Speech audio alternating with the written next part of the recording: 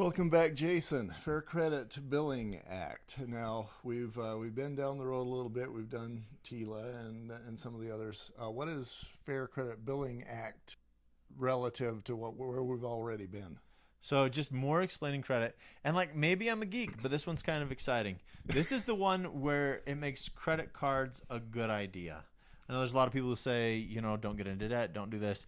But this law, the Fair Credit Billing Act, makes credit cards cool.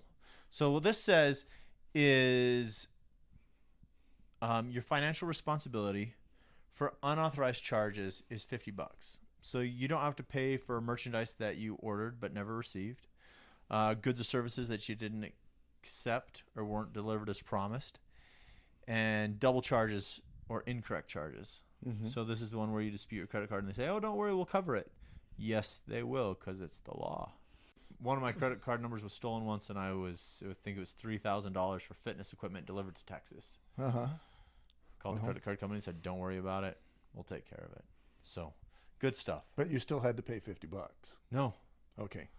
No. The Fair Credit Billing Act limits your financial responsibility for unauthorized charges to just $50, and then says you don't have to pay for merchandise you ordered you never received, on and on and on. Okay. So the credit card company might do better than the feds require, but according to federal rules, it's $50 maximum. Right.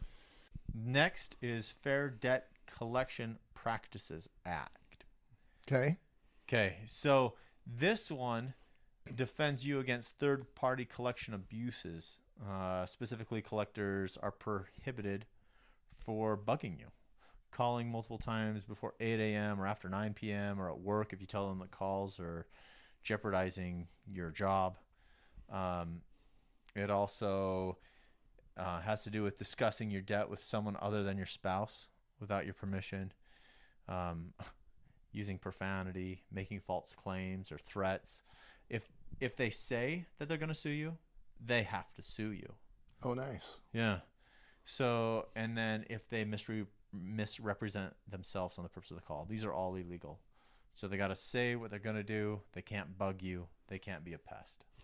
Yeah, and as relates to the can't bug you, so they can't call you early in the morning or late at night, but during daylight hours, basically, they can still call you. Yeah, they can call you over and over and over and over and over and over. Unless you're at work and say, hey, you keep doing this, I might lose my job. Mm-hmm. Then they have to stop. That makes sense. So I guess if you've got maybe an 8 to 5 or a 5 to 8 or a noon to 8 sort of a job, then it would be, and you tell them that, then they've got to call you sometime in the AM after 8 o'clock. Mm-hmm. And at least you can jack them around backwards, right? Something. Okay. So you do have those sorts of rights. And again, I can see how as a realtor, this kind of information could be helpful to pass along to a client. Yeah. Sometimes people have problems with credit. If you have a basic understanding, you can really help them out. Mm-hmm.